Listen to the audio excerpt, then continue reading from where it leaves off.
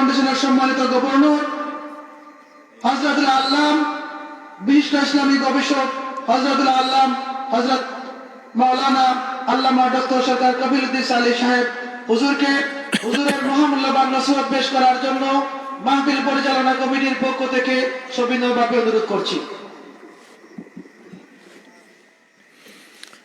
আসসালামু আলাইকুম ওয়া রাহমাতুল্লাহি ওয়া বারাকাতুহু।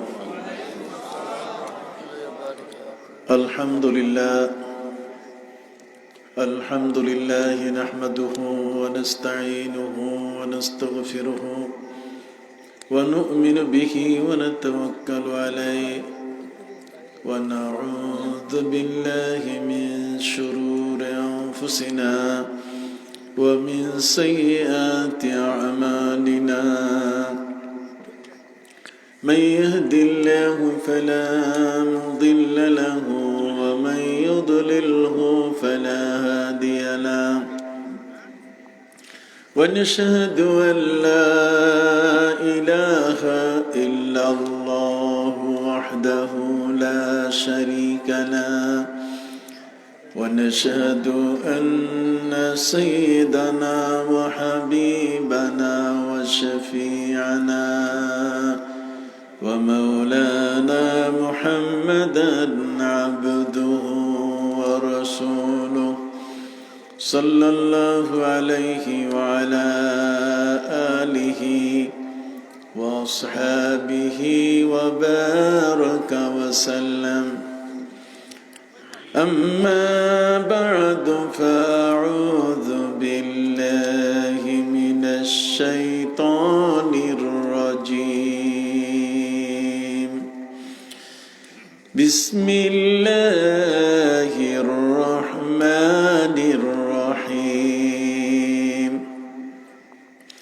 ثم أورثنا الكتاب الذين اصطفينا من عبادنا فمنهم ظالم لنفسه ومنهم مقتصد ومنهم سابق بالخيرات بإذن الله ذلك هو الفضل الكبير.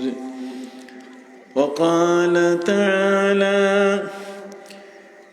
يا أيها الذين آمنوا ادخلوا في السلم كافة ولا تتبعوا خطوات الشيطان إنه لكم عدو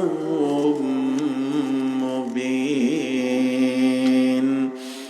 وقال تعالى مخبرا وآمرا إن الله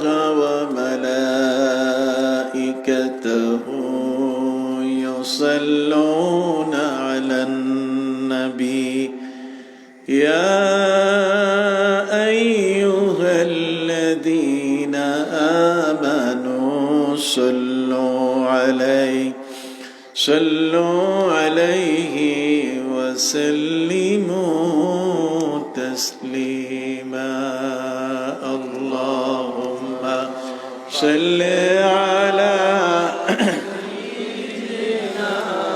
مولانا محمد وعلى آل سيدنا مولانا محمد. اللهم صل على سيدنا مولانا محمد وعلى آل سيدنا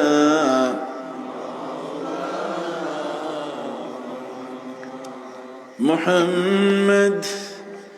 सिर कुदरत है कोई रमज उसकी क्या जाने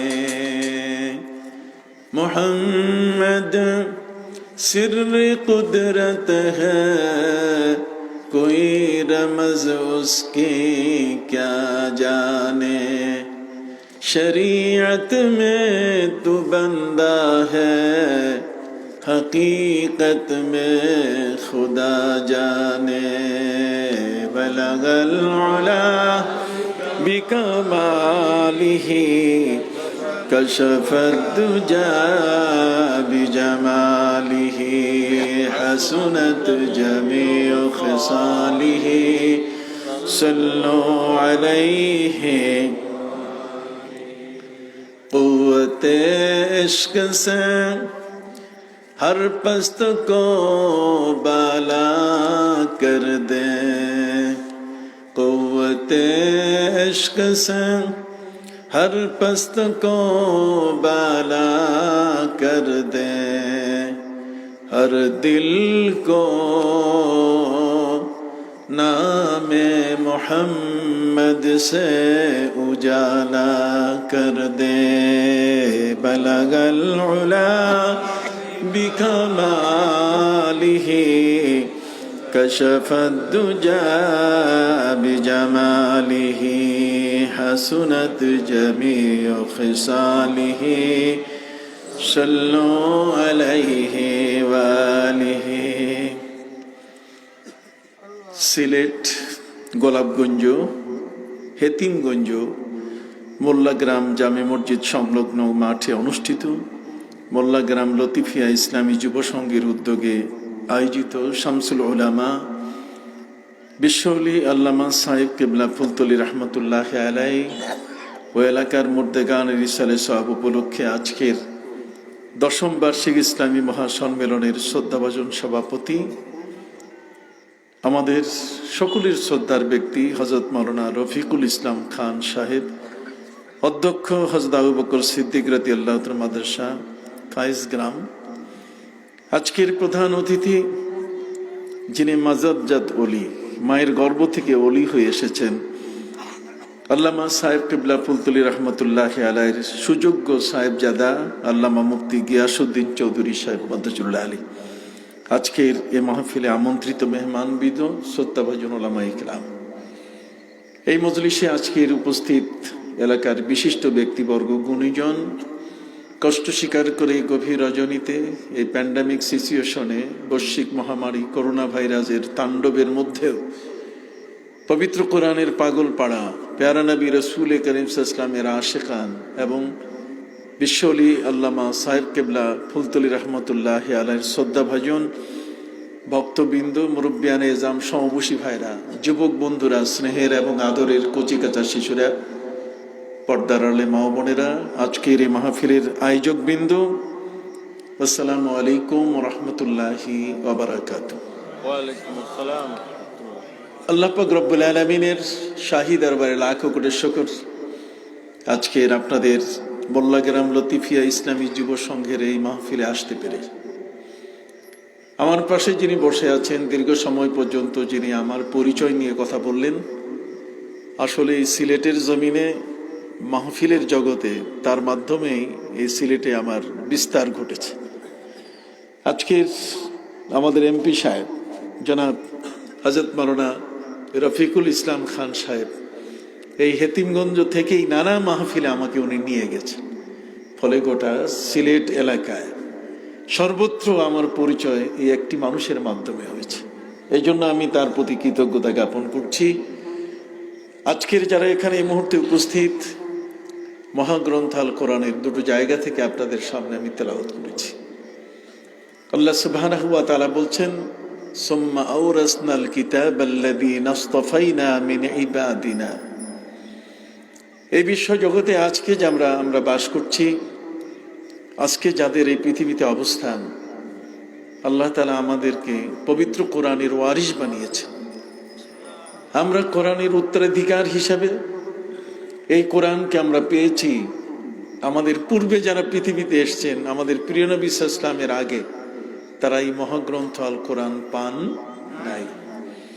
আসমানি কিতাব তৌরাত, জবর, ইনজিল সহ ছোট বড় 104খানা কিতাবের মধ্যে আল কোরআন ছাড়া বাকি অন্যান্য আসমানি কিতাব এবং সহিফাগুলো যারা প্রাপ্ত হয়েছেন তাদের অবস্থানের চেয়ে আমরা যারা আজকের মহাগ্রন্থ আল কোরআনের বহনকারী হিসাবে, বাহক হিসাবে আল্লাহ তাআলা আমাদেরকে কবুল করেছেন, আমরা ভাগ্যবান। সকলে বলেন আলহামদুলিল্লাহ।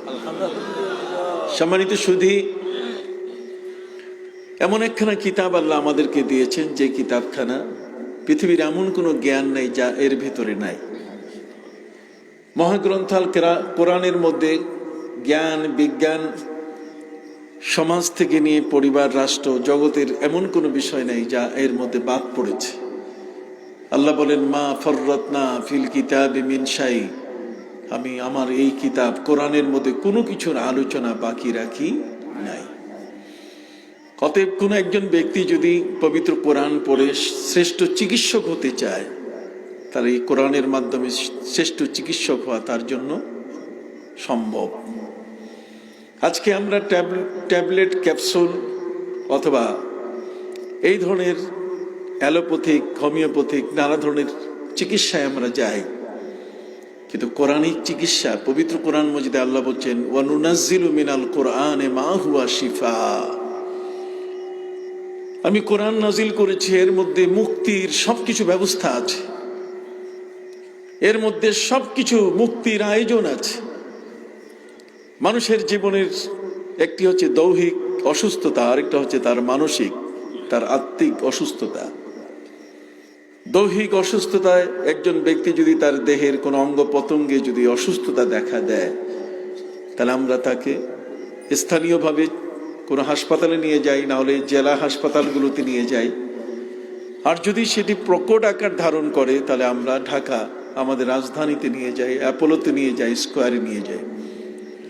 সেখানেও যদি কোনো সমাধান না হয়, তাহলে পৃথিবীর আমরা সিঙ্গাপুর, মাউন্ট এলিজাবেথ, অথবা আমরা চেন্নাই, ব্যাঙ্গালোর, ভেল্লোর, বামনগ্রান্ত, আমরা পৃথিবীর বিভিন্ন দেশের চিকিৎসার জন্য নিয়ে যাই। একটি মানুষ সুস্থ হয়ে পৃথিবীতে থাকবে, এটি প্রত্যেকেরই কাম্য। সম্মানিত শুধু সুস্থতার জন্য আমরা আমাদের টাকা পয়সা, অর্থ সম্পদ সবকিছু উজাড় করি, নিজেদের জমি জায়গা বাড়ি ঘর বিক্রি করে হলেও জীবনটাকে বাঁচাবার জন্য আমরা হাসপাতাল বদল করি, আমরা ডাক্তার বদল করি। জীবনটাকে শুধু রক্ষা করার জন্য মানুষের এত বড় দরদ।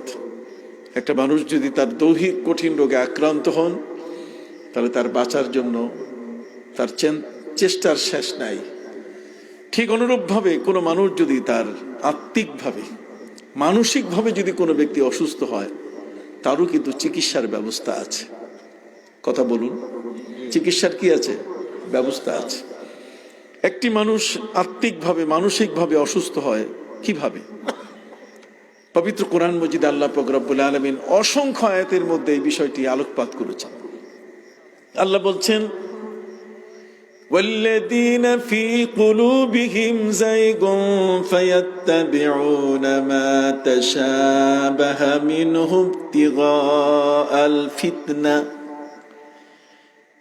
আল্লাহ বলেন, একজন মানুষ যদি তার অন্তরটা পচে যায়, নষ্ট হয়ে যায়, খারাপ হয়ে যায়, মানুষের দেহের মধ্যে, তার ভিতরে, তার বাইরে যেমন অসুস্থতা আছে, তার ভিতরেও তেমন অসুস্থতা আছে। তার দৈহিক যেমন ক্যান্সার, লিভার সিরোসিস, এই ধরনের জীবনঘাতী রোগে যেমন তাকে অস্থির করে ফেলে, ঠিক অনুরূপভাবে মানুষের মানসিক অবস্থার মধ্যে, তার আত্মিক অবস্থার মধ্যে এই ধরনের বড় বড় ক্যান্সার আছে। কিন্তু সেই ক্যান্সারগুলো থেকে বাঁচার জন্য পৃথিবীর কোনো ট্যাবলেট, ক্যাপসুল কাজ করে না। কথা বলেন। তার মধ্যে হিংসা, তার মধ্যে বিদ্বেষ, তার মধ্যে লোভ, লালসা, মোহ, মাৎসর্য। পৃথিবীর মধ্যে কোন এমন একটা ট্যাবলেটের নাম বলা যাবে, কোন এমন একটি ক্যাপসুলের নাম বলা যাবে যা খেলে মানুষের হিংসা দূর হয়ে যাবে? একজন মানুষ হিংসুটে, সেই হিংসুক মানুষটিকে সুন্দর মানুষে পরিণত করার জন্য স্কয়ারে নিলে কি হবে? কথা বলেন, অ্যাপোলোতে নিলে হবে? একটা মানুষ হিংসুটে, একটা মানুষ কঠিনভাবে বিদ্বেষী, একটা মানুষের প্রচন্ড লোভ, লালসা, মোহ, মাৎসর্য, জেনা, ব্যভিচার করার অভ্যাস, এই মানুষটিকে আপনি সুস্থ করবেন কি দিয়া? এই জন্য তার কতগুলো হাসপাতাল আছে। একটা মানুষের যখন আত্মা, তার দেহটা, এটি একটি অবয়ব মাত্র, এই দেহটা পরিচালিত হয় তার রুহের মাধ্যমে। রুহ হচ্ছে তার সুপারভাইজার, রুহ হচ্ছে তার দেহের পরিপূর্ণ নিয়ন্ত্রণ এবং কন্ট্রোলার। যদি একটা মানুষের মধ্যে তার রুহ না থাকে, জীবন আত্মা যদি না থাকে, তাহলে সে মানুষটা বাঁচে না। বাঁচে? মরা মানুষ কি হাঁটে? কথা বলেন না। মরা মানুষ কি দৌড়ায়? মরা মানুষ কি হাত পা উপরে উঠাতে পারে? তার মধ্যে কি কোনো সঞ্চালন ক্ষমতা আছে? তাহলে একটি মানুষ তার জীবনের মধ্যে তার সঞ্চালন ক্ষমতা, তার জীবনের বুদ্ধি, জ্ঞান, দৃষ্টি, ভাষা, পরিভাষা, তার সবকিছুই স্টপ হয়ে যায়, বন্ধ হয়ে যায় যদি রুহটা তার থেকে কি বের হয়ে যায়। এই রুহ, এটি আল্লাহর পক্ষ থেকে একটা বড় ধরনের পাওয়ার। আমার নবী সাল্লাল্লাহু আলাইহি ওয়াসাল্লামকে আল্লাহ বলছেন, ওয়ায়াসআলুনাকা আনির রূহ কুলির রূহ মিন আমরি রাব্বি। হে নবী, আপনাকে যদি রূহ সম্বন্ধে, জীবনাত্মা, জীবনের চালিকা শক্তি যেটা তার দেহকে পরিচালনা করে, সেই রূহটা, সেই পাওয়ারটা সম্বন্ধে যদি কেউ জিজ্ঞেস করে, তাহলে আপনি বলে দেন এটি হলো আল্লাহর হুকুম ছাড়া অন্য কিছু নয়। সম্মানিত সুধী, এ কারণে পবিত্র কুরআন মজিদে আল্লাহ বলেন, আলা লাহুল খালকু ওয়াল আমর ফাতাবারাকাল্লাহু রাব্বুল আলামিন। আল্লাহ পাক রব্বুল আলামিন বলেন, দুটো বিষয় আমি তোমাদের জন্য রেখেছি। একটা হলো আমি সৃষ্টি জগৎ রেখেছি, আর একটা হচ্ছে আমার আদেশের জগৎ রেখেছি। আপনারা দেখবেন যে কোনো স্কুল, কলেজ, মাদ্রাসা, ইউনিভার্সিটি, সেখানে যেমন ছাত্রদের পড়ার ক্লাস আছে, ঠিক অনুরূপভাবে তাদের একটি প্রশাসনিক ভবন, যেখানে প্রিন্সিপাল বসেন, প্রধান শিক্ষক বসেন, যেখান থেকে নোটিশ জারি করা হয়, আদেশ জারি করা হয়। কি বলেন, ঠিক কিনা?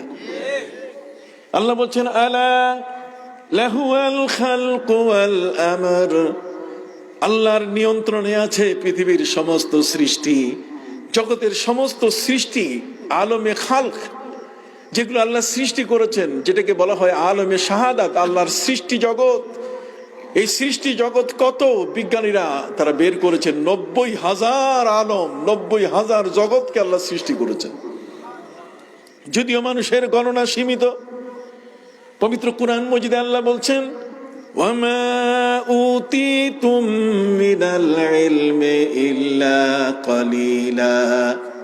বান্দা, আমি তোমার জন্য যে জ্ঞান দান করেছি খুব সামান্য, মহাসমুদ্রের এক ফোঁটা পানির মতো। অতএব তুমি সব সময় আমি আল্লাহর কাছে প্রার্থনা করো, ওয়াকুর রব্বি জিদনি ইলমা। আল্লাহ, তুমি আমার জ্ঞানের পরিধি বাড়িয়ে দাও, আমার জ্ঞানের হাউসালা, আমার জ্ঞানের পরিধি আরো প্রশস্ত করে দাও, আরো জ্ঞান তুমি আমাকে দিয়ে ধন্য করো। সুবহানাল্লাহ বলেন। অতএব যে জ্ঞান আল্লাহ আমাকে দান করেছেন, আল্লাহর সৃষ্টি জগতের মধ্যে যা আছে, যেমন আল্লাহর সৃষ্টি জগতের মধ্যে আছে আলমে মালাকুত, ফিরিস্তার জগৎ, আলমে আরওয়া, রুহের জগৎ, রূহ আল্লাহ সৃষ্টি করেছেন।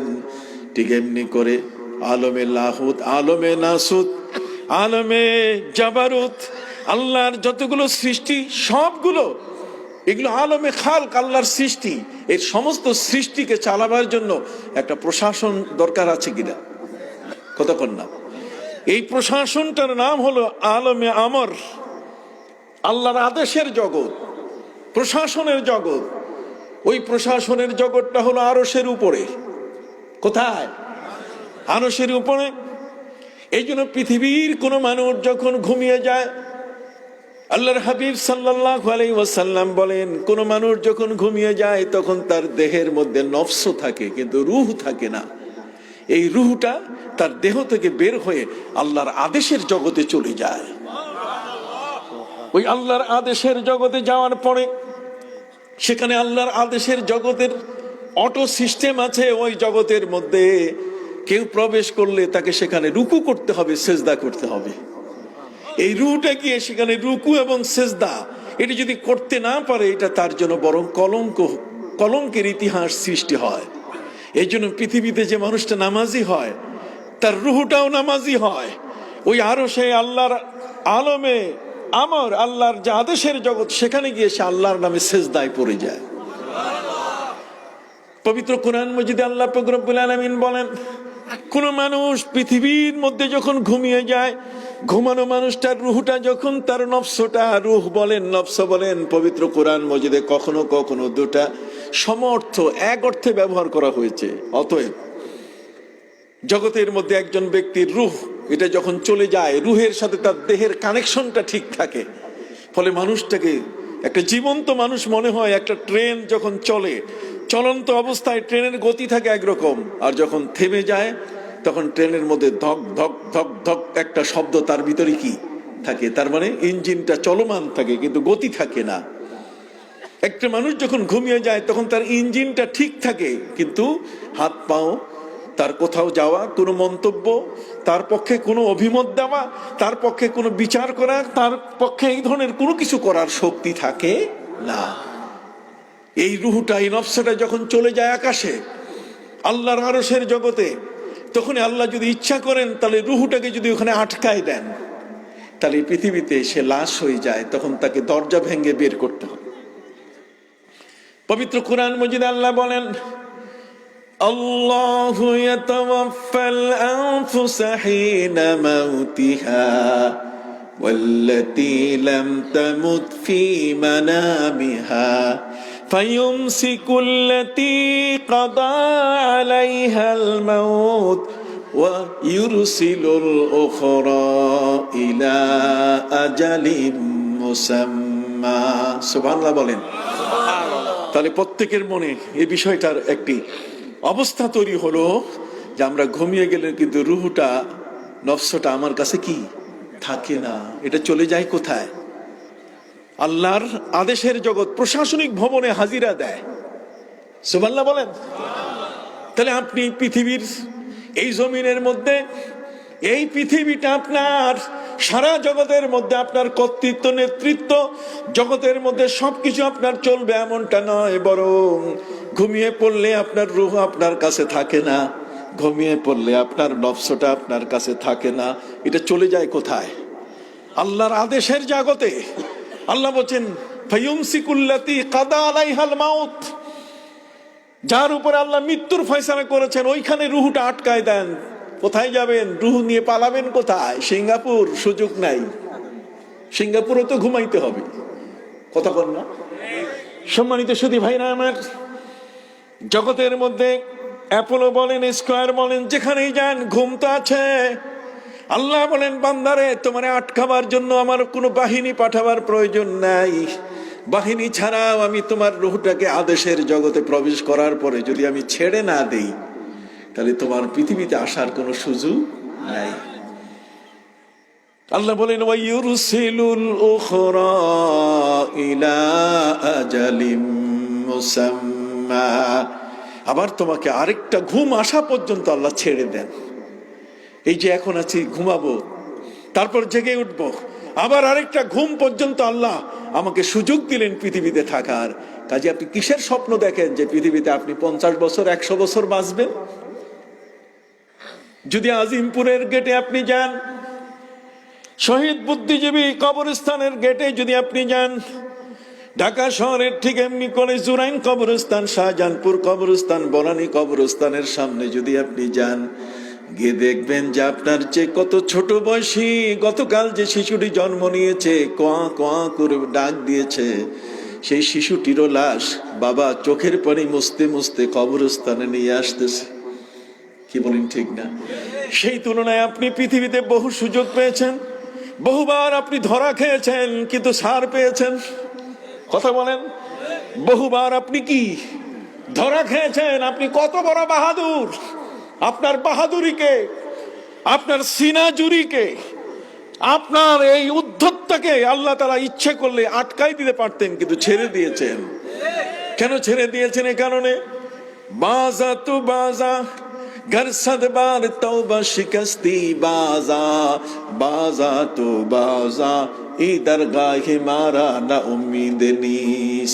আল্লাহ বলেন, ছেড়ে দিলাম, ফিরে আসো আমার দিকে, নামাজ পড়ো, রোজা রাখো, আমার পথে চলে আসো, তোমাকে ছাড় দিয়ে দিলাম, সুযোগ দিলাম। এইভাবে একের পরে এক প্রতিদিন প্রতিটি মুহূর্তে আল্লাহ ছাড় দিয়ে যাচ্ছেন আমাদেরকে।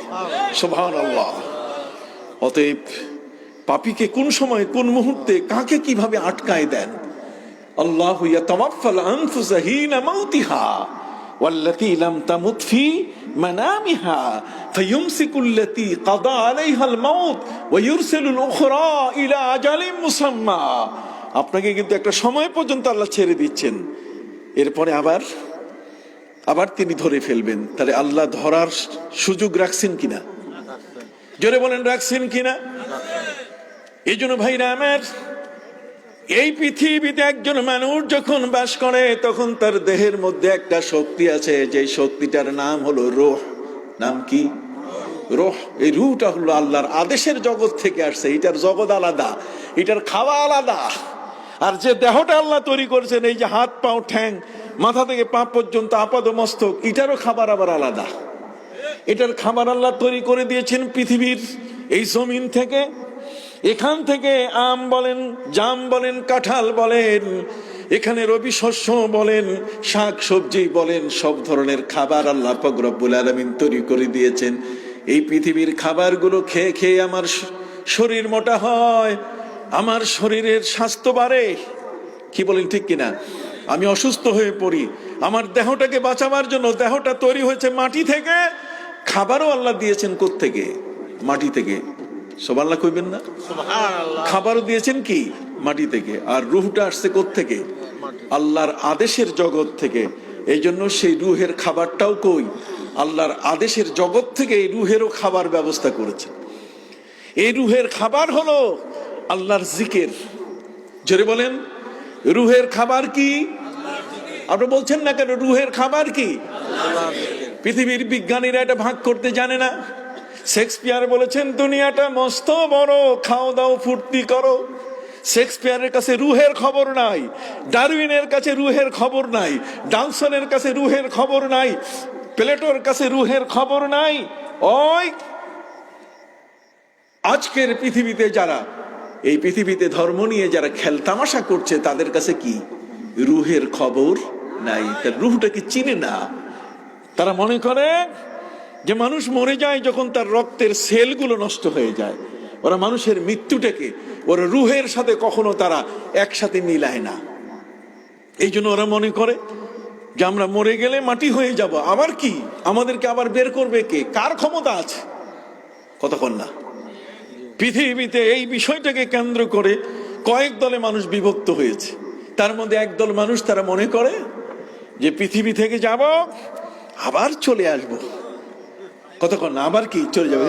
সিলেটে গেছে আবার বাড়িতে আসে, বাড়ি থেকে সিলেটে গেছে আবার আসে, বাড়ি থেকে ঢাকা গেছে আবার শ্যামলী গাড়িতে, আবার গ্রিন লাইনে, সোহাগে, আবার ইউনিকে। কি বলেন, ঠিক কিনা? চলে আসে। সম্মানিত শুধু কেউ কেউ মনে করছে যে পৃথিবীটা শুধু আনাকুম আর জানাকুম, শুধু আসা আর যাওয়া। কথা বুঝতে পারছেন? যে কারণে কবি জীবনানন্দ দাশ তার স্ত্রীকে বলেছে, আমি মরে গেলে তুমি কেঁদো না।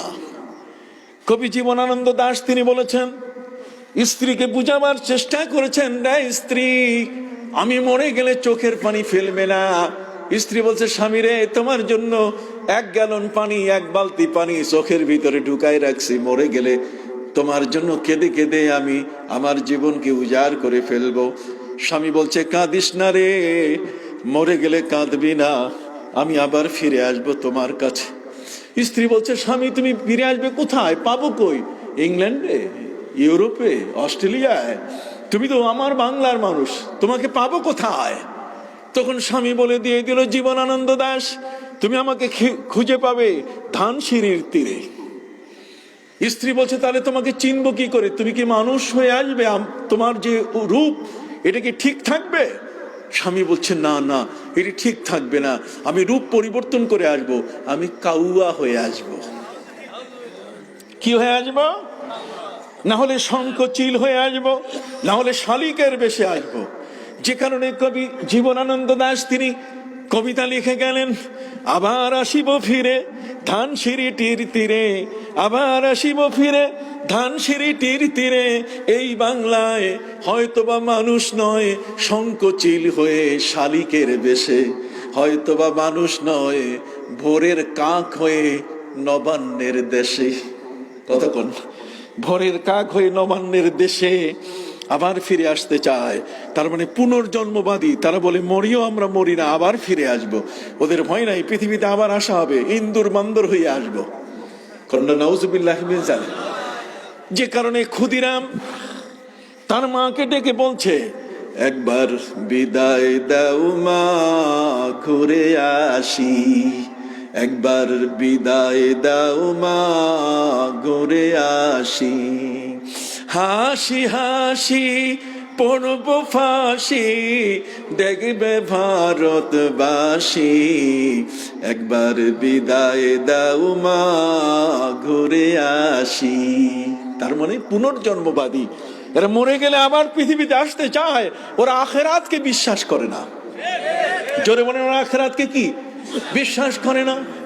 আরেক দল মানুষ যারা মনে করে মরে গেলে মাটি হয়ে যাব, আমাদেরকে আবার কে জিন্দা করবে, মাটি থেকে আবার কে উঠাবে। ভাইরা আমার, তারা আজকে বিভ্রান্তি ছড়িয়ে বলছে, নবীর যুগেও বিভ্রান্তি সৃষ্টি করেছিল। তারা বলে, আয়াইদুকুম আন্নাকুম ইদা মিত্তুম ওয়া কুনতুম তুরাবান আন্নাকুম মুখরাজুন। হাইহাতা হাইহাতা লিমা তুআদুন। ইন হিয়া ইল্লা হায়াতুনা দুনিয়া নামুতু ফিহা ওয়া নাহইয়া। ওরা বলছে, আয়াইদুকুম, মুহাম্মদ তোমাদেরকে, মুহাম্মদ সাল্লাল্লাহু আলাইহি ওয়াসাল্লাম তোমাদেরকে মিথ্যা কথা বলছেন। আয়াইদুকুম, তিনি ভীতি প্রদর্শন করছেন এখানে ওয়াইদের অর্থে।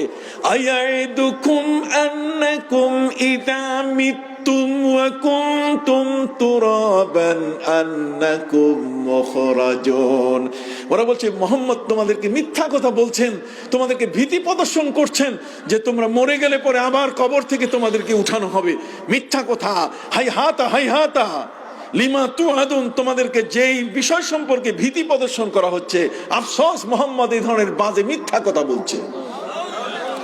তারা বলছেন, ইন হিয়া ইল্লা হায়াতুনাদ দুনিয়া, পৃথিবীর জীবনটা শুধু জীবন, এটা শুধু খাও দাও ফুর্তি করো, এটা ফুর্তির জায়গা, এখানে আর অন্য কোনো নাই। আল্লাহ খোদা বলতে গেলে কিছু নাই। জগতের মধ্যে আল্লাহর ইবাদত বন্দেগী করতে হবে, এগুলোর কোনো প্রয়োজন নাই।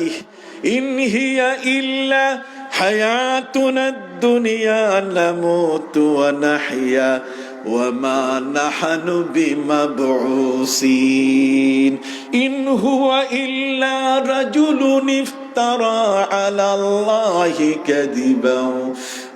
ওরা নিজেরা বলছে যে মুহাম্মদ সাল্লাল্লাহু আলাইহি ওয়াসাল্লাম মিথ্যা কথা বলছেন। ইন হুয়া ইল্লা রাজুলুন ইফতারা আলাল্লাহি কাযিবা ওয়া মা নাহনু লাহু বিমুমিনিন। আমরা মুহাম্মদ সাল্লাল্লাহু আলাইহি ওয়াসাল্লামের উপর ঈমান আনবো না, কারণ মরে গেলে মাটি হয়ে যাব। কতক্ষণ না আবার নতুন করে উঠানো হবে কেন? আমার আল্লাহ বলছেন নবী প্রতিবাদ করেন। সুবহানাল্লাহ কোন? আল্লাহ বলছেন নবী এদের প্রতিবাদ করেন, এরা মিথ্যুক, এরা আপনার সত্য কথাটাকে গোপন করছে, অতএব আপনি প্রতিবাদ করুন। সেই প্রতিবাদ করতে গিয়ে আমার প্রিয় নবী সাল্লাল্লাহু আলাইহি সাল্লামকে আল্লাহ শিখিয়ে দিলেন কি চমৎকার ভাবে, ইয়াউমা নাতুবিস সামাআ কাতাইস শিযিল্লিল কুতুবি কামা বাদানা আউওয়ালা খালকিন নুঈদু। প্রথমে যেভাবে সৃষ্টি করেছে আবার তোমাদেরকে কবর থেকে কি করব? বের করব। সুবহানাল্লাহ বলেন। তাহলে কবর থেকে আবার কি বের হব? তাহলে পুনর্জন্মবাদী যারা, তাদের আকীদা, তাদের বিশ্বাস, মরে গেলে পরে পৃথিবীতে আসা যাবে। ইন্দুর বান্দর, কাক, শালিক, শঙ্খচিল হয়ে আসা যাবে। আর একটা দল বলছে মুহাম্মদ মিথ্যা বলছেন। কতক্ষণ না মাইয়ুহিল ইজামা ওয়া হিয়া রামীম, মানুষ মরে গেলে তার এই হাড়গুলো ঢন ঢন করে বেজে উঠবে। কি করে, কে তাকে তাদেরকে জিন্দা করবে? আল্লাহ বলেন প্রতিবাদ করেন, কুল আনশা আল্লাযী আনশা আউওয়ালা মাররা, ওই আল্লাহ সৃষ্টি করবেন যিনি প্রথমেই সৃষ্টি করেছেন। চিৎকার দিয়ে বলেন সুবহানাল্লাহ। তাহলে পৃথিবীর মানুষের জ্ঞান, একদল মানুষ যারা এই আধ্যাত্মিক জ্ঞান থেকে সম্পূর্ণ সরে গেছে, এরা নাস্তিক, এরা বেঈমান, এরা দেহের পূজারী, এরা এনজয় করে, পৃথিবীটাকে ভোগ করে তারা, এরা শুধু খায় দায় ফুর্তি করে, এরা নারীর যৌবনকে লিপ্সার সাথে, এরা নারীর যৌবনকে ধ্বংস করে, মানুষের ইজ্জত ধ্বংস করে, মানুষের সম্পদ ধ্বংস করে, ঘুষ খায়, সুদ খায়, পাপাচারী, অন্যায়কারী, বেবিচারী, পাপের কাজে নিজের জীবনকে যারা এইভাবে বিলিয়ে দেয়, ওরা বেঈমান, ওরা ঈমানের উপরে নাই, ওরা আধ্যাত্মিকতাকে ভুলে গেছে, আল্লাহর ওই জগৎকে তারা ভুলে গেছে।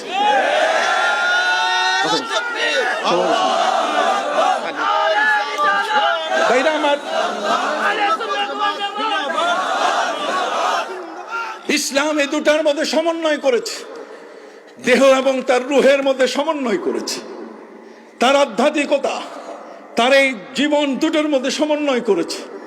ইসলাম বলে দিয়েছে মিনহা খালাকনাকুম ওয়া ফিহা নুঈদুকুম ওয়া মিনহা নুখরিজুকুম তারাতান উখরা। সুবহানাল্লাহ বলেন।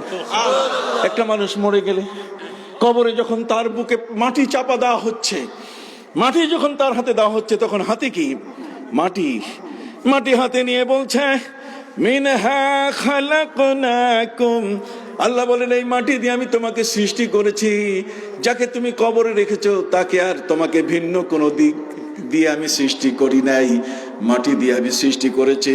ইয়া আইয়ুহান নাসু ইন্না খালাকনাকুম মিন তুরাব, রে পৃথিবীর মানুষ, আমি তোমাদেরকে মাটি দিয়ে তৈরি করেছি, অতএব খবরদার, সবাই মাটির দ্বারা তৈরি হয়েছ। মিনহা খালাকনাকুম ওয়া ফিহা নুঈদুকুম, এই মাটির ভিতরে সবাইকে আবার ফিরাবো, আবার তোমার দেহটা মাটি হয়ে যাবে, পানি পানির সাথে, মাটি মাটির সাথে, আগুন আগুন, বাতাস বাতাসের সাথে। আরবায়ে আনাসির, উনসুরে আরবা, আনাসের আরবা, চারটা জিনিস, আগুন, পানি, বাতাস, মাটি, এইটা দিয়ে দেহ তৈরি হয়েছে। এই দেহ তৈরি হওয়ার পরে, মরে যাওয়ার পরে মাটির সাথে মিশে যাবে। আল্লাহ বলছেন আবার ওমিনহা নুখরিজুকুম তারাতান উখরা, আবার তোমাকে সেখান থেকে বিচারের জন্য দাঁড় করাবো। ইসলাম এখানে এসে আপনাকে ডিফারেন্স করে দিয়েছে ওই বেঈমানগুলো থেকে, মনে থাকবে। এ কারণে এই দল এই সত্য কথাটিকে বুঝাবার জন্য পৃথিবীতে আল্লামা সাহেব কেবলা ফুলতলি রহমতুল্লাহ আলাইহির মতো ব্যক্তিরা আগমন করেছে। এইখানে এসে এই তফাৎটা যারা বুঝে না, নাস্তিকরা এই তফাৎ বুঝে না, নাস্তিক রূহ চিনে না, তার আত্মা চিনে না, তার জীবন আত্মা চিনে না। তারা বলে একটা মানুষ মরে যায়, তার রক্তের সেলগুলো যখন মারা যায় তখন লোকটা মরে। ইসলাম বলছে না, একটা মানুষ মারা যায় যখন তার রূহটাকে ফিরিস্তা নিয়ে যায়। কতক্ষণ না ডিফারেন্সটা বুঝতে পারছেন আপনারা? আপনি কি পার্থক্য বুঝতে পারছেন? এই পার্থক্যটা বুঝাবার জন্যই নবী রাসূল, এই পার্থক্যটা বোঝার জন্য নবীর সাহাবা ইকরাম, এই পার্থক্যটাকে বুঝাবার জন্য আউলিয়া ইকরাম, পীর মাশায়েখ। কথা বুঝেন না? যদি এটা না থাকতো, যদি এই সত্যটাকে উপলব্ধি করার মতো যদি না হতো, তাহলে কখনো তারা এই কথা বলতেন না। আমি কি বুঝাতে পারছি আপনি? সম্মানিত সুধী ভাইরা আমার, এই জন্য দেহের জগৎ একটা, রুহের জগৎ আরেকটা। একটা হচ্ছে আলমে আরওয়াহ, রুহের জগৎ। আমার নবী পৃথিবীতে আসেন নাই, এখনো মানুষের দেহ অবয়ব তৈরি হয় নাই। তার আগে আলমে আরওয়াহ, রুহের জগতে আল্লাহ পাক রব্বুল আলামিন নবীদেরকে নিয়ে তিনি তাদের শপথ পড়ালেন। وَإِذْ أَخَذَ اللَّهُ مِيثَاقَ النَّبِيِّينَ لَمَا آتَيْتُكُم مِّن كِتَابٍ وَحِكْمَةٍ ثُمَّ جَاءَكُمْ رَسُولٌ। সুবহানাল্লাহ। এইখানে রুহের জগৎ, অতএব রুহটা হচ্ছে প্রশাসনিক জগতের আন্ডারে। এটা হচ্ছে আল্লাহর আদেশের জগতের সাথে রুহের সম্পর্ক। কথা খেয়াল করছেন? অতএব সেই রুহটা দেহের মধ্যে আছে, সেই দেহের মধ্যে এই রুহটা, এটা আত্মাটা আমার দেহের মধ্যে আছে, এটা আমার কলবের মধ্যে অবস্থান করে। অতএব এই কলবটা যদি খারাপ হয়ে যায়, কতক্ষণ না, তখন কিন্তু সে আর কথা শুনে না। এটা কখনো বেঈমান হয়ে যায়, মোতাকাব্বির হয়ে যায়। কলবটা কখনো কখনো বেঈমান হয়ে যায়। কই কেমন করে? আসুন পবিত্র কোরআন মজিদে আল্লাহ পাক রব্বুল আলামিন বলেন, কাযালিকা ইয়াতবাউল্লাহু আলা কুল্লি কলবিন মুতাকাব্বিরিন জাব্বার। আল্লাহ বলছেন আমি কখনো কখনো কলবটা যখন মুতাকাব্বির হয়, এটা যখন অহংকারী হয়, তখন এটার উপর আমি সিলগালা করে দেই, ওটাকে আর আগে বাড়তে দেই না। কথা বুঝতে পারছেন ভাই না আমার? কখনো কখনো মানুষের এই কলবটা এমন হয়ে যায়, এটা বেঈমান হয়ে যায়, এটা এমন হয়ে যায় যেটা সত্যের কথা মানতে চায় না। কখনো কখনো এটার উপরে দাগ পড়ে যায়, কাল্লা বাল রানা আলা কুলুবিহিম মা কানু ইয়াকসিবুন। সুবহানাল্লাহ বলেন। কখনো কখনো কলবের উপরে দাগ পড়ে যায়। আবার কখন কলব লোভী হয়ে যায়, লোভী হয়ে গেলে কলবটা তখন আমার কন্ট্রোলে থাকে না। পবিত্র কোরআন মজিদে আল্লাহ বলেন, ইনিত্তাকাইতুন্না ফালা তাখদা'না বিল কওল ফায়াতমা'আল্লাযী ফী কলবিহি মারাদুন ওয়া কুলনা কাওলাম মা'রুফা। আমার নবীজি বলেন, আয়েশা রে, নবী স্ত্রীগণ তোমরা শোনো, পরপুরুষের সাথে কখনো ভান করে কথা কইও না, রং ঢং করে কথা কইও না। পুরুষের কলবের মধ্যে একটা নেকড়ে বাঘ চাইয়া আছে, যদি তুমি বলো ভাইজান আসেন ঘরের ভিতরে একটু চা খাইয়া যান, তো ভাইজানের ওই নেকড়ে বাঘটা, তার এই মরা আত্মাটা, তার নষ্ট আত্মাটা তোমার উপরে আক্রমণ করে বসতে পারে। এই জন্য কখনো কখনো কলবটা এটা কখনো কখনো এটা অসুস্থ হয়ে যায়। ফি কুলুবিহিম মারাদুন ফাযাদাহুমুল্লাহু মারাদা। আবার কখনো কখনো কলবটা এমন হয়ে যায়, এটা অন্ধ হয়ে যায়। আল্লাহ বলেন, فإنها لا تعمى الأبصار ولكن تعمى القلوب التي في الصدور। আল্লাহ বলেন ওদের চোখ নষ্ট হয় নাই, ওদের অন্তর চক্ষুটা কি হয়ে গেছে? অন্ধ হয়ে গেছে, এটা নষ্ট হয়ে গেছে। এই জন্য সত্যটাকে তারা উপলব্ধি করতে পারছে না। এই অন্ধ কলবটা এটা খোলার জন্য কলবের যত কালিমা আছে, লিকুল্লি শাইইন সিকালাতুন ওয়া সিকালাতুল কুলুবি যিকরুল্লাহ, আল্লাহর জিকির ছাড়া এই কলমের ময়লা দূর করার কোনো ক্ষমতা নাই। পবিত্র কোরআন মজিদে আল্লাহ বলেন, আলা বিযিকরিল্লাহি তাতমাইন্নুল কুলুব। আল্লাহর জিকির দিয়ে তোমার কলব, তোমার জীবনটাকে শান্ত করা ছাড়া আর অন্য কোনো ব্যবস্থা নাই। এই জন্য আল্লামা সাহেব কিবলা রহমতুল্লাহি আলাইহি কাদরিয়া তরিকার জিকির চালু করেছেন। এ কারণে পীর মাশায়েখ ওলিয়া উলিয়া, কেউ চিশতিয়া, কেউ কাদেরিয়া, কেউ নকশবন্দিয়া, কেউ মুজাদ্দিদিয়া, কেউ মুহাম্মদিয়া। কি বলেন ঠিক কি না? আর এইটা নিয়ে ব্যঙ্গ করছে ওই মৌলবী আলেমে সু, যে টাইকে জায়েজ করতে যাইয়া কাতাইয়ি সিজিল্লিল কুতুব কোরআনের আয়াত দিয়া এই মৌলবী আবার করোনা ভাইরাসের সাথে কথা কইছে। কথা বল, এই ধরনের কতগুলো এগুলো আমাদের কাছে আসে, এগুলো আমাদের জন্য বড় কলঙ্কের কারণ। কথা বল না। এ সমস্ত ওলিয়া উলিয়া পীর মাশায়েখদের সম্পর্কে, এদের সম্পর্কে যাদের ধারণা কম, আজ তারাই ওই হযরতে শাহজালাল ইয়েমেনি রহমতুল্লাহি আলাইহির মতো মহান ওলিয়া উলিয়াদের দরগাগুলোকে তারা দুর্গ বলে, মানে দরগা যেটা সেটাকে তারা কি বলে? দুর্গা বলে, দুর্গা বলে তারা। কথা বুঝতে পারছো? আজকে এরাই ওই সমস্ত জায়গায় বোমা মারে। কথা কর না। ওলিদের যারা যেখানে শুয়ে আছেন, আল্লাহর ওলিদের সাথে তাদের এত বড় শত্রুতা, অথচ এই জমিনের মধ্যে ইসলাম প্রচার করেছেন এই সমস্ত ওলিয়া উলিয়া। শাহজালাল ইয়েমেনি, শাহ মাকদুম, শাহ আলী, শাহ পরান, শাহ আমানত, শাহ ফাতেহুল্লাহ, শাহ গরিবুল্লাহ, শাহ আলী বাগদাদি, শাহ শরফুদ্দিন চিশতি, বেহেশতি, খানজান আলী, ওই আল্লামা ইয়াকুব বদরপুরি, আল্লামা সাহেব কিবলা ফুলতুলি রহমতুল্লাহি আলাইহি, সরসিনার শাহ সুফি নিসারউদ্দিন আবু জাফর মোহাম্মদ সালেহ, ঠিক এমনি করে ফুরফুরার আবু বকর সিদ্দিকী ফুরফুরবি রহমতুল্লাহি আলাইহি, হযরতে সুফি ফতে আলী ওয়াইসি, সুফি নূর মোহাম্মদ নিজামপুরি, হযরতে সৈয়দ আহমদ শহীদ বেরেলভী রহমতুল্লাহি আলাইহির উত্তরসূরি হযরতে কারামত আলী জোনপুরি রহমতুল্লাহি আলাইহির মতো মহান ব্যক্তি আজকে এই দেশের মধ্যে ইসলাম প্রচার করেছে। আজকের এই দেহের ডাক্তার আমার অ্যাপোলোতে আছে, কিন্তু মনের ডাক্তার অ্যাপোলোতে পাওয়া যাবে না, এটা পাওয়া যাবে সাহেব বাড়িতে। কতক্ষণ এটা ফুলতলিতে পাওয়া যাবে, সারসিনায় পাওয়া যাবে। সুবহানাল্লাহ কন না। ওই সমস্ত জায়গায় আজকে এ কারণে আমরা সেখানে যাই, ওখানে এ কারণে যাই যেটা আমার আত্মা, যেটা আমার চালিকা শক্তি, আমার দেহের চেয়ে বেশি মূল্যকার আমার রুহের। রুহের মূল্য অনেক কি বেশি, রুহ না থাকলে আমার সব অচল।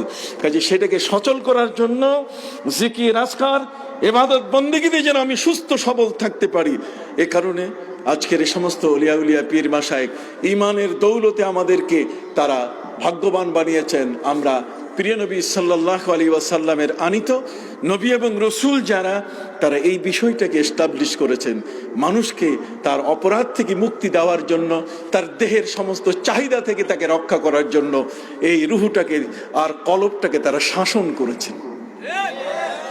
এই কলবটাকে তারা কি করছেন? শাসন করেছেন। এবং সেখানে জিকিরের ধাক্কা দিয়ে, কলবের মধ্যে জিকির জারি করে দিয়ে শয়তানকে তারা উৎখাত করে দিয়েছেন। কথা কি বুঝতে পারছেন? এই জন্যই পবিত্র কোরআন মজিদে আল্লাহ বলছেন, সুম্মা আওরাসনাল কিতাবাল্লাযীনা ইসতাফাইনা মিন ইবাদিনা। এই মহাগ্রন্থ আল কোরআন যাদেরকে দিলাম, কত বড় ভাগ্যবান জাতি। এত বড় মহাবিজ্ঞানের গ্রন্থ যারা পেল, সত্যটাকে স্পষ্ট করে দিয়েছে এই কোরআনে। কোন এমন এক বিজ্ঞান নাই যা কোরআনে নাই। এটা পাওয়ার পরও 3 দলে মানুষ বিভক্ত হয়েছে। ফামিনহুম যালিমুন লিনাফসি, একদল মানুষ তো জঘন্য জালেম হয়ে গেছে কোরআন আসার পরও। নামাজ নাই, রোজা নাই, ইবাদত নাই, বন্দেগী নাই, বরং তারা আরো কয়েকটা দলে বিভক্ত হয়েছে। তাদের মধ্যে কেউ কেউ তো এমন যে কোরআনের আয়াত দিয়ে তারা আমার নবীর প্রতিও আক্রমণ করে। কথা বল না, কোরআন পাওয়ার পরও নবীর সাথে তারা ভালোবাসা তৈরি করতে পারে নাই। ফামিনহুম যালিমুন লিনাফসি ওয়া মিনহুম মুকতাসিদ, আর এদের মধ্যে একটা দল আছে যা দুদিল বান্দা, কালেমা চোর, না পায় শ্মশান না পায় গোর। কথা কর না, না তো ইসলামের কোনো কথা তার কাছে আছে, ইসলামের কোনো বাণী আছে, না তার মধ্যে কোনো আমল আছে। কথা কর না। সম্মানিত সুধী, আল্লাহ বলছেন আমি যে কিতাব দিলাম, এই কিতাবের 3 ভাগে বিভক্ত মানুষ। তার মধ্যে একটা দল এই কোরআনের পাশেও যায় না, কোরআনের কাছেও যায় না, মসজিদে ফেলে রেখেছে, কোরআনের সাথে তার কোনো সম্পর্ক নাই। আর একদল মানুষ আছে কিন্তু ওই অকেশনে, কথা বুঝতে পারছেন, শবে বরাতে দেখা হয়, মসজিদের দেখা হয়, শবে বরাত, লাইলাতুল কদরে দেখা হয়। আর একদল ওয়ামিনহুম সাবিকুম বিল খায়রাতি বিইজনিল্লাহ, আর তারা হলেন আল্লামা সাহেব কেবলা ফুলতলি রহমতুল্লাহ আলাইহির মতো ব্যক্তি, যারা কখনো মসজিদকেও দূরে সরায় নাই, মানুষের জীবনকেও সরায় নাই। আল্লাহর ইবাদত বন্দেগী, নবীর প্রেম ভালোবাসা নিয়ে মানুষগুলোকে যারা পথ দেখিয়েছেন, নিজেরা প্রতিষ্ঠিত হয়েছেন। প্রত্যেকটি মানুষের দুয়ারে দুয়ারে গিয়ে আল্লামা সাহেব কেবলা রহমতুল্লাহ আলাই দিন এমন যায় নাই যেখানে 10-12টা মাহফিল হয় নাই। কি বলেন ঠিক কিনা? আজকে তার সন্তানরা হিমশিম খাচ্ছে, আজকে নাতিরা পর্যন্ত মাঠে নেমেছেন, তারপরও সামাল দিতে পারছেন না। আমাদের খান সাহেব, আমাদের এমপি সাহেব, উনি বলেছেন, আল্লামা সাহেব কেবলা রহমতুল্লাহ আলাই যখন হেতিমগঞ্জে উনি বসা, আমি দীর্ঘ সময় পর্যন্ত আলোচনা করেছি। কথা বুঝতে পারছেন? সেই দিক থেকে তো আমি পুরানা, আপনাদের মুরব্বী। কি বলেন ঠিক না? তখন ওই আমার খান সাহেবের দাড়ি কাঁচা, আমার গুলো তো আরো মহা কাঁচা। কথা বুঝেন না? আমরা কাঁচা মানুষ। সেই সময় আপনি ছবি দেখেন, সেই সময় আপনি ফিতা টানেন, ফিতা টানলেই আপনি দেখতে পাবেন যে ওই সময় আমরা ছিলাম একেবারে এমন এক যুবক। তখন সারসিনা মাদ্রাসা থেকে কেবলমাত্র আমি শিক্ষকতায় বের হয়েছি, একটা তাজা জীবন নিয়ে আসছি। কথা বুঝতে পারছেন? এখন তো দীর্ঘ সময় পর্যন্ত কেটে গেল, প্রায় 40 বছরে আমার ওয়াজের বয়স। কথা খেয়াল করেছেন? এই জন্য আপনাদের খেদমতে আরজ করতে চাই, সম্মানিত সুধী, অলিয়া উলিয়া ছাড়া আমাদের সৎ পথে যাওয়ার কোনো উপায় নেই। পৃথিবীর কোনো ডাক্তার, পৃথিবীর কোনো ইঞ্জিনিয়ার, রুহের সাথে তাদের সম্পর্ক নাই। তাদের সম্পর্ক কিসের সাথে? দেহের সাথে। এই জন্য এইটা চিকিৎসা ভালো বুঝে, কিন্তু আপনার দেহের ভিতরে যে হিংসা, বিদ্বেষ, এটার ভিতরে যত ধরনের কেবের, ওজব, কথা বুঝেন নাই, এর মধ্যে লৌকিকতা, যত ধরনের অহংকার, গর্ব, দর্প, এই সবগুলো ধ্বংস না করলে আপনি তো প্রকৃত মানুষ হতে পারবেন না, আমি তো প্রকৃত মানুষ হতে পারবো না। এজন্য এগুলো ধ্বংস করা ছাড়া আল্লাহর জান্নাত পাওয়ারও কোনো সুযোগ নাই। কাজে যে জিনিসটা আমার প্রতিবন্ধক, যে জিনিসটা আমাকে বাধা সৃষ্টি করে, যেটার কারণে মুহূর্তে মুহূর্তে আমার গুনাহগুলো হচ্ছে, সেগুলো বাঁচতে গেলে এই দরবারে আমাকে যেতে হবে।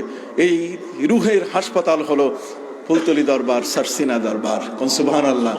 দেহের হাসপাতাল হলো অ্যাপোলো আর স্কয়ার। কি বলেন ঠিক কিনা? আর রুহের হাসপাতাল হলো ফুলতলি সারসিনা দরবার। কোন সুবহানাল্লাহ। এই জন্য আমি আপনাদের খেদমতে আরজ করব, যে আজকের সত্যিকার অর্থে আমাকে এখানে সুযোগ দেওয়া হয়েছে আসার, এবং কিছু বলারও সুযোগ আমি পেলাম। এই মোল্লাগ্রাম লতিফিয়া ইসলামী যুব সংঘ, আল্লাহর ওলিরা, আল্লামা সাহেব কেবলা রহমতুল্লাহ আলের মতো ব্যক্তি এই সমাজের মধ্যে যদি না থাকতেন, আমরা আসলে ধর্মটাকে এত সুন্দর করে মূল্যায়ন করতে পারতাম না।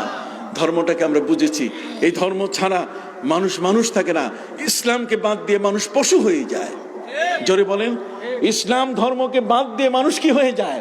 পশু হয়ে যায়। তাই এই পশুত্ব থেকে রক্ষা করতে গেলে ওলিয়া উলিয়াদের পাশে যাওয়া ছাড়া আর কোনো উপায় আমাদের নেই। আমি আশা করি আপনারা এগুলো মনে রাখবেন। এখানে আমাকে দুটো প্রশ্ন করা হয়েছে, আমি কি উত্তর দেব? সম্মানিত শুধু বলা হয়েছে যে আমরা বিশ্বাস করি নবীজি সাল্লাল্লাহু আলাইহি ওয়াসাল্লাম জিন্দা নবী, ওলিয়া উলিয়াও কি জিন্দা, এর ব্যাখ্যা চাই। দেখুন, ওলিয়া উলিয়াদের জিন্দা এতে অসম্ভব কিছু নয়।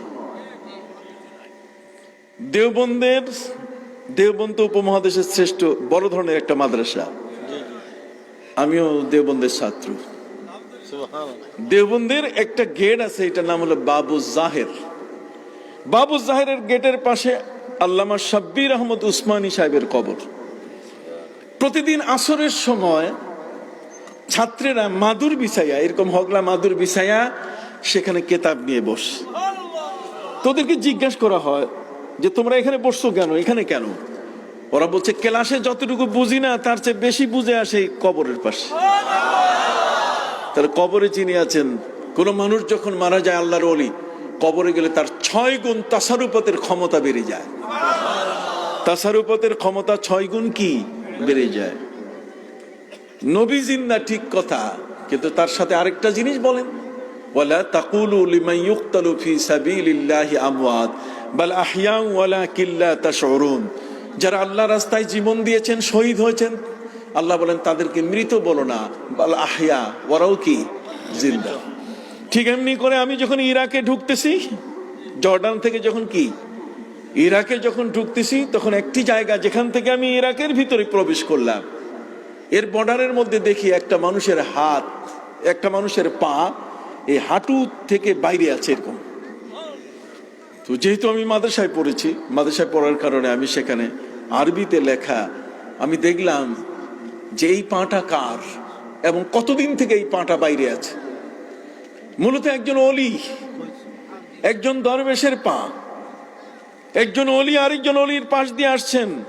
অতএব সেখানে অলির সাথে যিনি দরবেশ, তার সাথে তার যে খাদেম ছিল, খাদেম বলছে হুজুর এখানে আল্লাহর একজন অলি আছে, একটু দোয়া করেন। উনি বলছেন কিসের অলি, কেউ নেই এখানে। যখন এই কথা বলছে যেখানে কোনো অলি নাই, তখন যিনি কবরে আছেন উনি ঠ্যাং বাড়ি করে দিয়েছে, আমি আসি। ওই পাও এখনো আছে। এখন আপনি কি বলবেন? আল্লাহর ওলিরা এরাও তো জিন্দা থাকতে পারেন, কি পারে না? পারে। বহু ওলির ইতিহাস এমন আছে, মারা যাওয়ার পরে 40-50 বছর হয়ে গেছে, কাফনের কাপড় পচে নাই। কথা কন না? সাহাবা ইকরামের মধ্যে যারা আল্লাহ রাস্তায় শাহাদত বরণ করেছেন, হযরত সালমান ফারসি রাদিয়াল্লাহু তাআলা আনহুকে আজ থেকে 600 বছর আগে তাকে কবর থেকে বের করা হয়েছে। 800 বছর পরে কবর থেকে বের করা হলো, আর সেখানে মনে হয় তার চোখের পাওয়ার জীবিত ব্যক্তির চোখের পাওয়ারের মতো। সম্মানিত সুধী, এই জন্য আমি বলতে চাই নবীজি জিন্দা, এতে কোনো সন্দেহ নাই। এবং নবীর সাথে যাদের কানেকশন আছে তাদেরও কবরে জিন্দা থাকাটা অসম্ভব কিছু নয়। অনেক বক্তা বলেন মরহুম ফুলতলি পীর সাহেব, ওনার নামের পূর্বে মরহুম শব্দটা ব্যবহার করা কতটুকু সঠিক।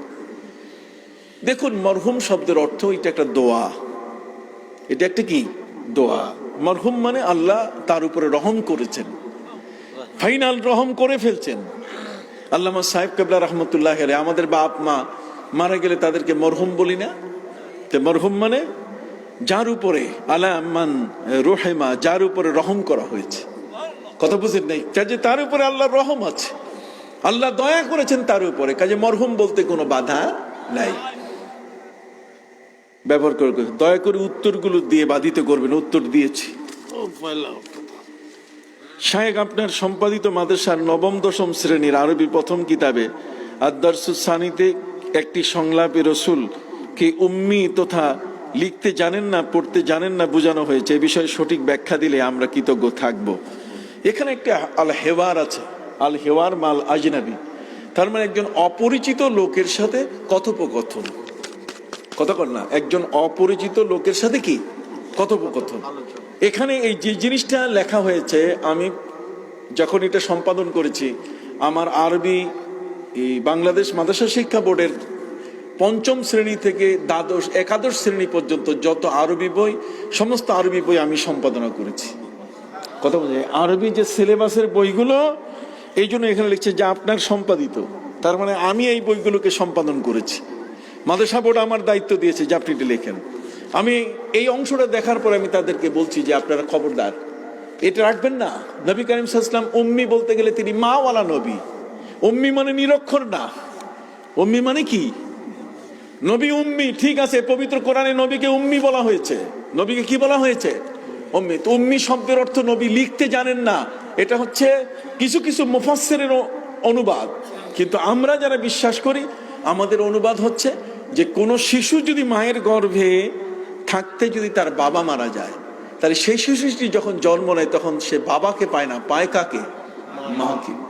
মাকে পায় এমন শিশুকে উম্মুন মানে মা, উম্মি যখন বলে তখন এইটাই তার জন্য একটা সিগন্যাল হয়ে যায় যে এই শিশুটি মায়ের গর্ভে থাকা অবস্থায় তার বাবা দুনিয়া থেকে বিদায় নিয়েছেন।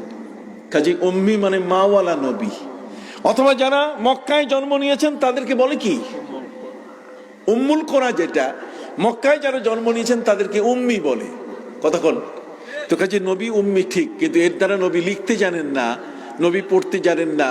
পবিত্র কোরআনে যেটা বলা হয়েছে, মা কুনতা তাতলু মিন ক্বাবলিহি মিন কিতাব ওয়ালা তাখুতুহু বিয়ামিনিকা ইযাল্লার তাবাল মুবতিলুন।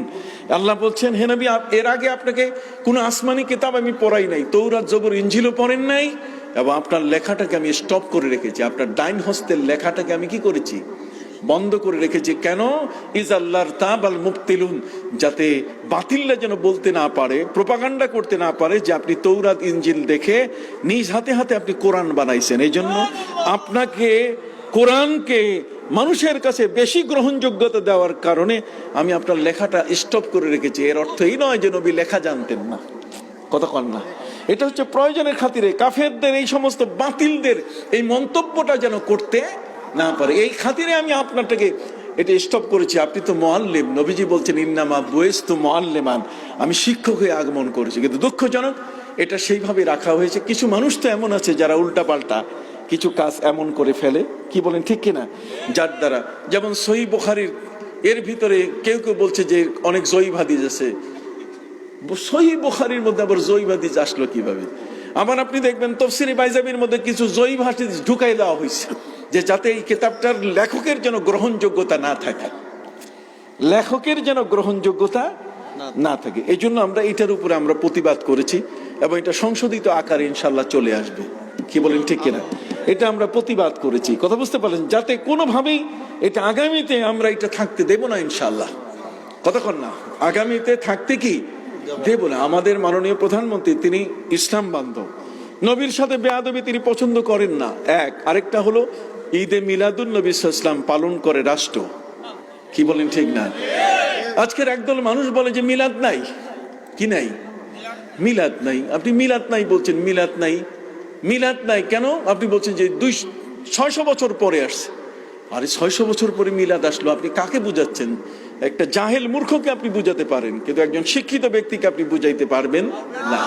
তার কারণ হচ্ছে মিলাদ শব্দটা এটা দ্বিতীয় হিজরির সমাপ্তি এবং তৃতীয় হিজরির শুরুতে ইমাম তিরমিজি রহমতুল্লাহ আলাইহি তার জামে তিরমিজির দ্বিতীয় খণ্ডে একটি শিরোনামে তিনি লিখেছেন, বাবু জাআ ফি মিলাদিন নবী সাল্লাল্লাহু আলাইহি ওয়াসাল্লাম। এখন মিলাদ আপনি এটা পান না খুঁজে, মিলাদ নবীর জীবন বৃত্তান্ত আপনার খুঁজে পেতে কষ্ট হয়, তাহলে মিলাদ মানে নবীর জীবন বৃত্তান্ত, শিশু নবীর জীবন। কি বলেন ঠিক কিনা? তাহলে আসেন, শিশু নবীর জীবন মিলাদ আপনি বলবেন না, এটা পকেটে রাখি। আরেকটা আছে, সেটা আপনি নেন, এটা কোরআনে আছে। আপনি 600 বছর 300 বছর শুরু করছেন কি? পবিত্র কোরআনের মধ্যে আল্লাহ পাক রব্বুল আলামিন মৌলুদের কথা বলছে। কি বলছেন? মৌলুদ। তো মৌলুদ শরীফ আর মিলাদ শরীফ দুটি এক জিনিস। চিটাগাং আর চট্টগ্রাম এটার মধ্যে কোনো পার্থক্য নাই। কথা বলেন, চিটাগাং আর চট্টগ্রামের মধ্যে পার্থক্য আছে? সিনিন আর সাইনা দুইটার মধ্যে পার্থক্য আছে? والتين والزيتون وطور سينين وهذا البلد الأمين। এখানে সিনিন শব্দ যে জায়গা, শাজারাতান তাখরুজু মিন তুরি সাইনা তামবুতু বিদ্দুহুনি ওয়া সিবগিল লিল আকিলিন। এখানে সাইনা বলা হয়েছে, সাইনা আর সিনিন দুইটা এক জিনিস। তো কাজে মিলাদ আর মৌলুদ দুইটা কি এক জিনিস। তো মিলাদ আপনি পান না, ওটা পকেটে থুয়ে নেন, আসেন মৌলুদটা নেন। কতক্ষণ না কি নেবেন? মৌলুদ। বলবে হুজুর কোথায় আছেন মৌলুদ? ওই কোরআনে আছে দুইটা জায়গায়। আল্লাহ বলেন ওয়া আলাল মাউলুদি লাহু রিজকুহুন্না ওয়া কিসওয়াতুহুন্না।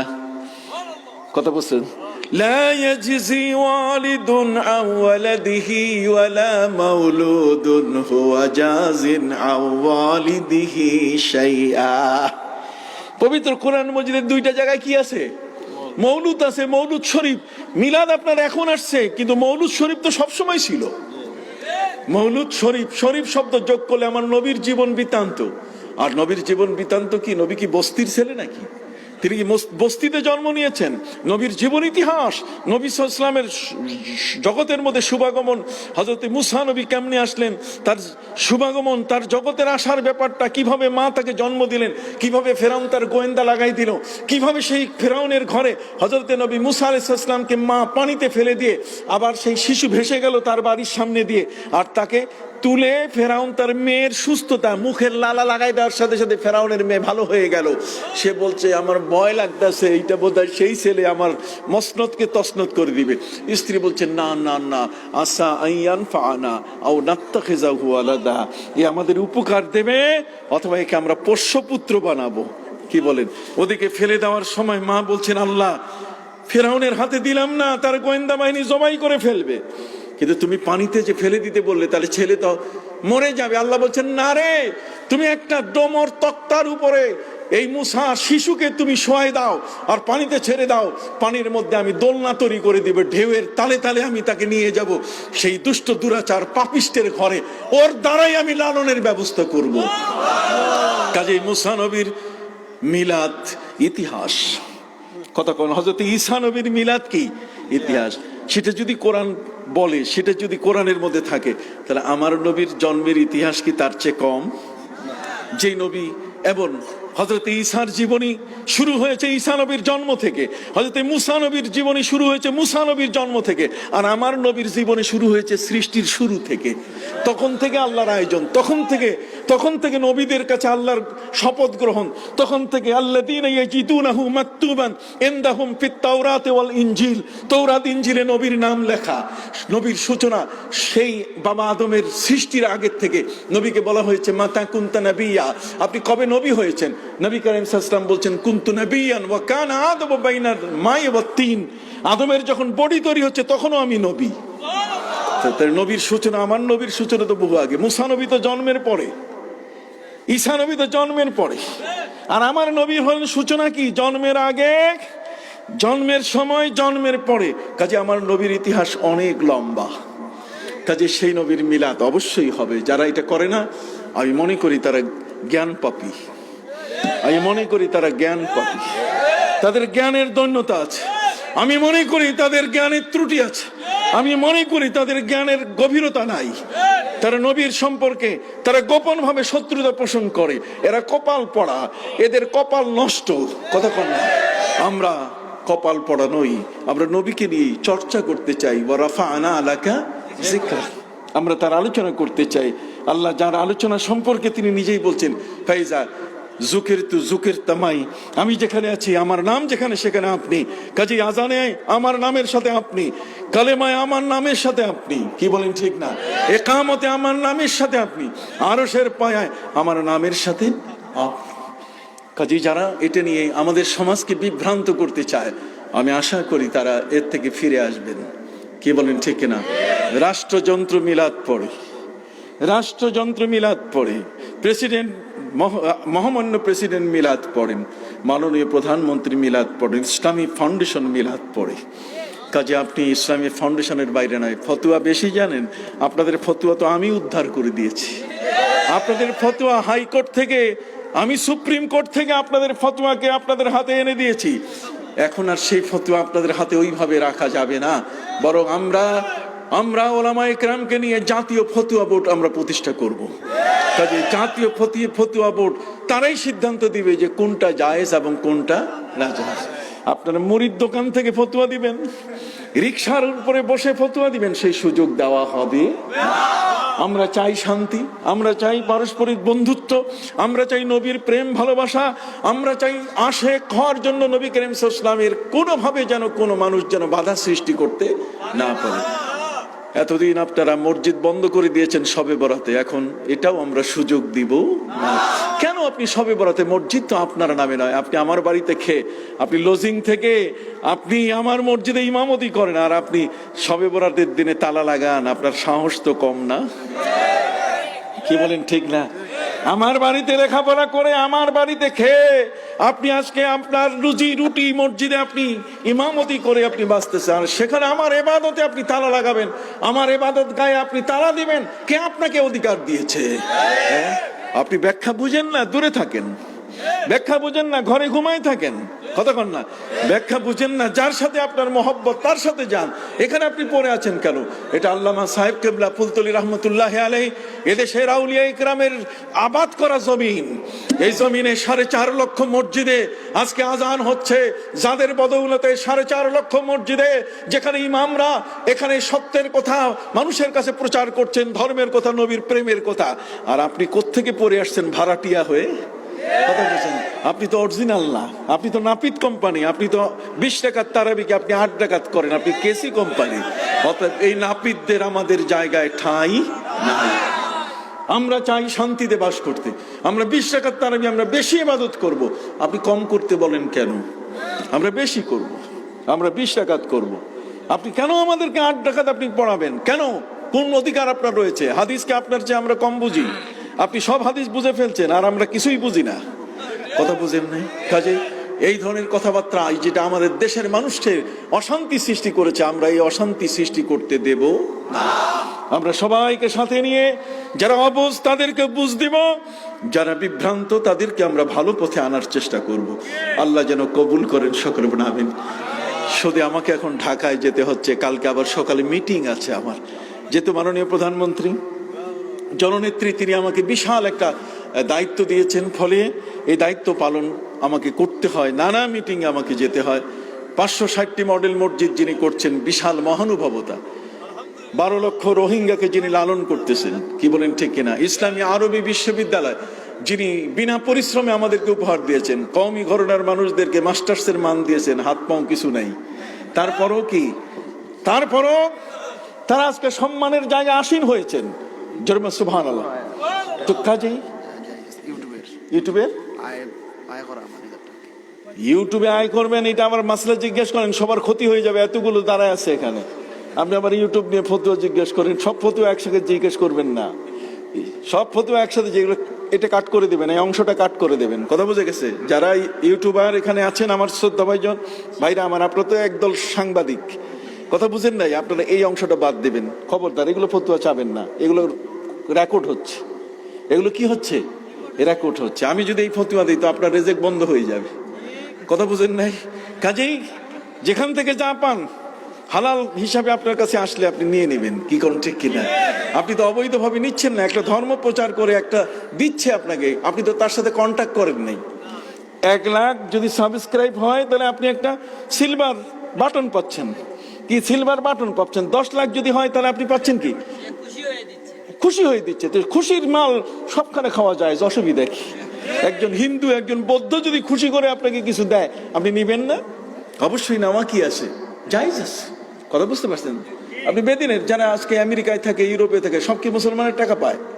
কিছু লোক তো আছে তারা যদি গিফট করে, সে গিফট আপনি নিতে পারবেন না? গিফট নেওয়া কি আছে, জায়েজ আছে। কথা বুঝতে পারছেন তো? কাজেই এগুলো ফতুয়া সবসময় সব জায়গায় জিজ্ঞেস করবেন না। কিছু ফতুয়া এমন আছে মুখের মধ্যে চাপা দিয়ে রাখবেন, গলা পর্যন্ত আনবেন, এটা মুখে আনবেন না। কথা বুঝছে? এই পর্যন্ত চাপা দিয়ে রাখবেন। কথা বুঝে গেছে? তাহলে দেখবেন সমাধান। দরুদ শরীফ পড়ুন, সাল্লাল্লাহু আলা সাইয়্যিদিনা ওয়া মাওলানা মুহাম্মদ ওয়া আলা আলিহি ওয়া আসহাবিহি ওয়া বারাকা ওয়া সাল্লাম। আল্লাহুম্মা আমিন। ربنا ظلمنا أنفسنا وإن لم تغفر لنا وترحمنا لنكونن من الخاسرين রব্বুল আলামিন মোল্লাগ্রাম লতিফিয়া ইসলামী যুব সংঘের উদ্যোগে আজকের এই মাহফিল আল্লামা সাহেব কিবলা ফুলতুলি রহমতুল্লাহ আলাইহির আল্লাহ তার এই মর্তবা বাড়াবার জন্য, বুলন্দ মর্তবার জন্য আল্লাহ আজকের এই দোয়া অনুষ্ঠান, এলাকার যত মুর্দেগান, কারো মা, কারো বাবা, কারো ভাই, কারো বোন, আপনজন কবরে শোয়া, আল্লাহ দয়া করে তাদেরকে আপনি মাগফিরাত দান করুন। রব্বুল আলামিন করোনা ভাইরাসের এই কঠিন প্রাণঘাতী রোগে আল্লাহ আজকে সারা পৃথিবী অস্থির হয়ে আছে। আল্লাহ বিশ্ব মুসলিম এবং পৃথিবীর থেকে করোনা ভাইরাসকে চিরতরে বিদায় করে দেন। রব্বুল আলামিন মেহেরবানি করে যারা এই রোগে আক্রান্ত হয়ে দুনিয়া থেকে বিদায় নিয়েছেন আল্লাহ তাদেরকে শাহাদাতের মৃত্যু দান করুন। আল্লাহ যারা লাইফ সাপোর্টে চলে গেছেন, যারা আইসিইউতে সিসিইউতে চলে গেছেন, আল্লাহ দয়া করে তাদেরকে আপনি প্রাণ ভিক্ষা দান করুন। আল্লাহ তাদেরকে বাঁচার ব্যবস্থা করে দেন। আমরা যারা আছি আল্লাহ আমাদেরকে আপনি বাঁচান। আল্লাহ আপনি আমাদেরকে বাঁচান। আল্লাহ আপনি আমাদেরকে জীবন ভিক্ষা দান করুন। এখানে যারা একত্রিত হয়ে বসছে কেউ যেন আক্রান্ত না হয়, নিরাপদে যার যার ঘরে যেন আল্লাহ সুস্থভাবে ফিরতে পারে। আল্লাহ কবুল করে নেন আপনার ওলির উসিলায়। আল্লামা সাহেব কিবলা সহ আল্লামা কারামত আলী জনপুরি, স্যার সিনার সাহেব যারা আছেন, আল্লাহ শাহসুপিনী সারুদ্দিন, আবু জাফর মোহাম্মদ সালে রহমতুল্লাহ আলাই, আল্লাহ আশপাশের যত অলিয়া উলিয়া যারা এখানে শোয়া আছেন, বাবা শাহজালাল ইয়েমেনের দেশ, আল্লাহ সারা বাংলাদেশ কেউ যেন আক্রান্ত না হয়। আল্লাহ তড়িৎ গতিতে আপনি এই করোনা ভাইরাসকে এই জমিন থেকে আপনি বিদায়ের ব্যবস্থা করে দেন, কোনোভাবে যেন কেউ আক্রান্ত না হয়। আল্লাহ আমাদের দেশটিকে দুর্ভিক্ষের হাত থেকে আপনি হেফাজত করুন। মাননীয় প্রধানমন্ত্রী আমাকে এই বড় দায়িত্ব দিয়েছেন, আল্লাহ তাকে আপনি নেক হায়াত দান করুন। আল্লাহ উন্নয়নমূলক যত কাজ আছে ইসলামের কাজে তাকে আরো বেশি খেদমত করার তৌফিক দান করুন। রব্বুল আলামিন এই জমিন ওলিয়া উলিয়ার জমিন, পীর মাশায়েখের জমিন, এই জমিনের মধ্যে যেন কোনো ইসলাম বিরোধী কাজ না হয় আল্লাহ আপনি কবুল ও মঞ্জুর করে নেন। আল্লাহ সারা পৃথিবীতে আপনি শান্তি দান করুন। ও সাল্লাল্লাহু তাআলা আলা খায়রি খালকিহি ওয়া নূরি আরশিহি সাইয়্যিদিনা ওয়া মাওলানা মুহাম্মাদ ওয়া আলা আলিহি ওয়া আসহাবিহি আজমাইন। আল্লাহ এই মাহফিলটির জন্য যারা টাকা পয়সা দিয়েছেন স্থান থেকে, আয় আল্লাহ বিদেশ থেকে যারা টাকা পয়সা দিয়েছেন, রোগ শোক ব্যারাম পীড়া থেকে আল্লাহ মুক্তি দান করুন। রব্বুল আলামিন এই মাহফিলটির ওসিলায় এলাকার সকল ঘর থেকে আল্লাহ বালা মুসিবত দূর করে দেন। যারা যে নিয়তে দোয়া চেয়েছেন সকলের নিয়তকে আপনি কবুল করে নেন। আইবার গাহিলা এই গভীর রজনীতে আমি ঢাকা যাব, আল্লাহ চলার পথটাকে আপনি সহজ করে দেন, নিরাপদে যেন আমি আমার ঘরে পৌঁছতে পারি, কবুল করে নেন। ওয়াসালামুন আলাল মুরসালিন। খাস করে আমার ভাই জনাব হযরত মাওলানা রফিকুল ইসলাম খান সাহেব, তার দীর্ঘ হায়াত দান করুন। এই মজলিসে যারা বসা আছেন তাদের হায়াত দান করুন। ওয়াসালামুন আলাল মুরসালিন والحمد لله رب العالمين بحرمة لا إله إلا الله محمد رسول الله. السلام عليكم ورحمة الله وبركاته.